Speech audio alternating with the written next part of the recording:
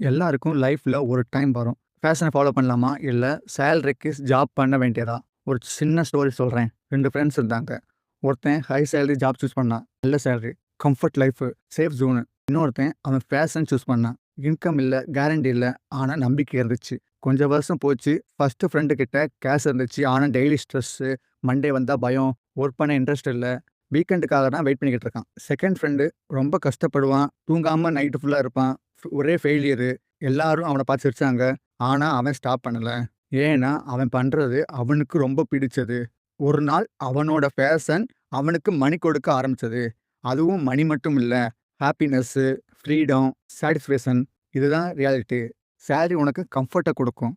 Fashion உனக்கு life குடுக்கும். ஆனா முக்கியமான பாயிண்ட். ஃபேஷன மட்டும் ஃபாலோ பண்ணா ரிஸ்கி. சேலரிய மட்டும் ஃபாலோ பண்ணா எம்ப்டி லைஃப். அப்ப என்னதான் பண்ண? சேலரி ஜாப் பண்ணுங்க. ஆனா உங்க பேஷன சைட்ல பில்ட் பண்ணுங்க. ஒரு நாள் உங்க ஃபேஷன் உங்க சேலரிய ரீப்ளேஸ் பண்ணும். அந்த நாள் நீங்க ஒர்க் பண்ண மாட்டீங்க. என்ஜாய் பண்ண ஆரம்பிப்பீங்க உங்க லைஃப்ப.